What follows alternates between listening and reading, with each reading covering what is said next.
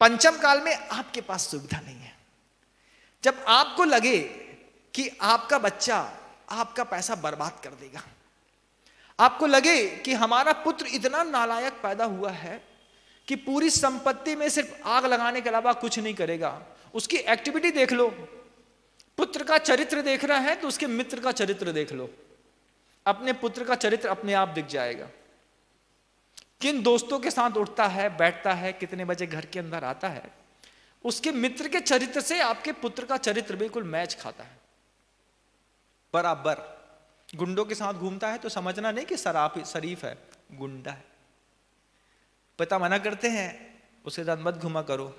वो माँ को समझाते हैं, पापा को तो हर आदमी में बस बुराई बुराई नजर आती है, जी को देखो उसके ये मत किया करो, ऐसा मत किया करो, ऐसा मत किया करो। 17 साल का बच्चा क्या बता, हमको नहीं रहना मम्मी पापा के साथ, हॉस्टल में डालो हम वहीं रहेंगे। हॉस्टल में जाते हैं MP नगर जोन 2 में, हमने देख लिए बच्चे क्या क्या करते हैं। पूरी हॉस्टल को देख करके आया, चातुर्मास किया था 2016 में। दारू की बड़ी बड़ी बोतलें हॉस्टल के पीछे पड़ी रहती हैं, सिगरेट के बड़े बड़े पैकेट्स वहां पे पड़े रहते हैं। सारे बच्चे इसी में पूरी ऊर्जा व्यर्थ करते हैं। आपको लगे पंचम काल में बंधुओं, अच्छी बात बताते हैं, कान खोल के सुनना, आपको लगे आपका पुत्र आपकी संपत्ति को बर्बाद कर देगा, आपको लगे आपका पुत्र घर से रोज थोड़ा थोड़ा पैसा चुराता है और धीरे धीरे बर्बाद करता जा रहा है, कोई जरूरत नहीं है कहीं पे धन गाड़ने की। गुरुदेव ने कहा सहस्कुट जिनालय की ऐसी अनुपम व्यवस्था रखी है, अपने धन को उठाओ और उस धन के माध्यम से एक एक जिनबिंब की स्थापना हर जगह करते चले जाओ। क्या समझे? पैसा तुम्हारा पुत्र सिगरेट पी के, जुआ खेल के, गुटखा खा करके, पैसा गमन करके, दारू पी के बर्बाद करे, इसके पहले पुत्र को विवेक दे दो। पूत कपूत तो कादन संचय, और पूत सपूत तो चिंता मत करो। अगर पूत सपूत है तो धन की चिंता मत करो। उठाओ पैसा, किसी तीर्थ क्षेत्र में जाओ, मेरे नाम से, परिवार के नाम से और इस व्यसनी पुत्र के नाम से एक जिनबिंब की स्थापना कर दो। क्यों कर दें? जिनबिंब की स्थापना इसलिए कर दो जिनकी सामर्थ्य नहीं है, मिडिल क्लास के लोग हैं। गुरुदेव ने कितना अच्छा प्रकल्प रखा, 2,11,000 रुपए की छोटी सी एक प्रतिमा रख दो। इतना पैसा बाहर निकला, महाराज घर में खाने को नहीं है, पैसा प्रतिमा कैसे स्थापित करें? उनके लिए गुरुदेव ने कहा खाने को नहीं है ना तो प्रतिमा जरूर स्थापित करो, कर्जा लेके स्थापित करो। क्यों?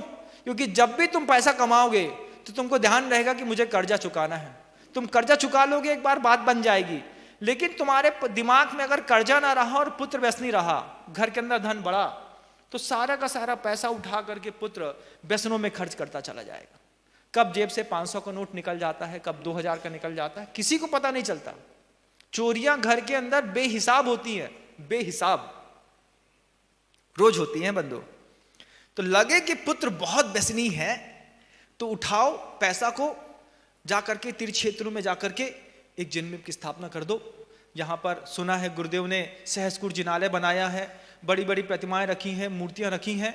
ये 15 लाख है, 20 लाख है, 50 लाख है, 1 करोड़ है, 5 करोड़ है। उसके हाथ में गया तो MCX में बर्बाद कर देगा। अच्छे अच्छे पंडितों के लड़कों को देखा मैंने MCX में 25-25, 40-40 लाख रुपए बर्बाद करके चुपचाप बैठे रहे। गलती हो गई।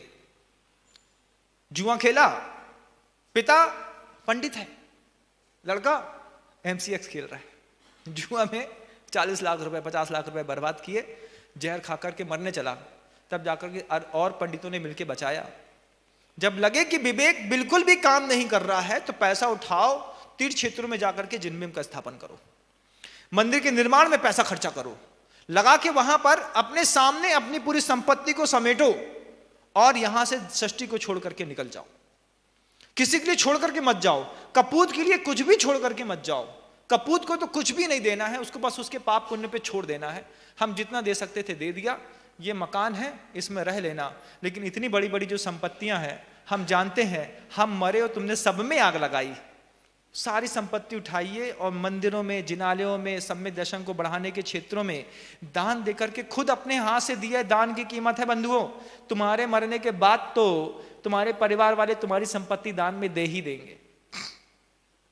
हमने देखे ऐसे लोग, दादी मर गई, पिताजी फ्रीडम फाइटर थे, बैंक में 25 लाख रुपए लगे थे, दादी के मन के अंदर इतना लोभ था, मैं, मेरा बच्चा, मेरी बच्ची, मेरा बच्चा, मेरी बच्ची, इनको देंगे, उनको देंगे। पैसा इकट्ठा होता रहा। जैसी दादी मरी, परिवार वालों ने कह दिया हमको इस पैसे को नहीं भोगना है, उठा करके मंदिर में दान दे दिया। तुम्हारे मरने के बाद तुम्हारी संपत्ति दान में जाए, इससे अच्छा है जिंदा रहते तुम अपनी संपत्ति दान में दो।